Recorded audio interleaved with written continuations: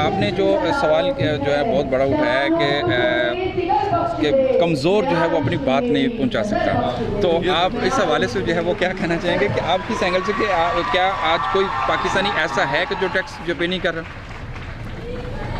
میری بات جو آج 5 فروری کے حوالے سے یہی ہے کہ ہمیں بھرپور طریقے سے ہم اپنے کشمیری بہن بھائیوں کے ساتھ پوری سپورٹ کے ساتھ کھڑے رہنا چاہیے۔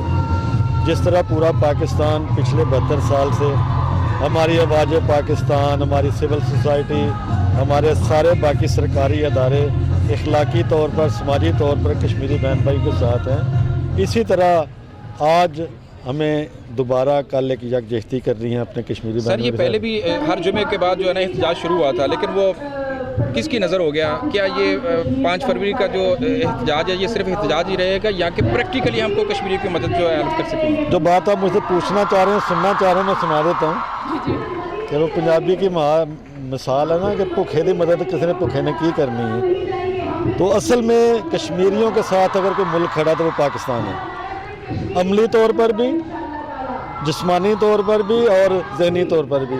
تو اگر پاکستان اکنامیکل طور پر مضبوط ہوگا تو یہ آزادی کا سفر جلدی ختم سر ہوگا۔ آخری لاسٹ کویسچن ہے آپ سے کہ آپ موجودہ حکومت میں ہیں، تو موجودہ حکومت کی یہ جو اکنامی ہے اس کو بہتر کرنے کے لیے کوئی پالیسی؟ میرا خیال ہے کہ آپ اگر سوشل میڈیا کے بھائی ہیں میرے، آپ کو ہم سے زیادہ پتہ ہوگا کہ ابھی تو اکنامیکل جتنے بھی انڈیکیٹرز ہیں وہ انٹرنیشنل سروے جتنے آ رہے ہیں کہ اب پاکستان کی اکانومی رائٹ ٹریک پر ہے۔ اپنا سٹاک ایکسچینج دیکھیں، اپنے روپیز کی پوزیشن دیکھیں۔ اب تو جو مشکل وقت ہم نے سفر پورا کر لیا 1.5 سال، اب تو ہم ٹیک آف پوائنٹ پر ہیں، ٹیک آف کر رہے ہیں۔ انشاءاللہ اگلے ہر سال آپ دیکھیں گے کہ پاکستان اکنامیکلی بڑا سٹرانگ ہوگا اور پرائم منسٹر عمران خان کی قیادت میں ہی ہوگا انشاءاللہ تعالیٰ، اور انشاءاللہ تعالیٰ مجھے امید ہے کہ اگلی 5 فروری سے پہلے کشمیر ہمارا آزاد بھی ہوگا۔ بڑی مہربانی۔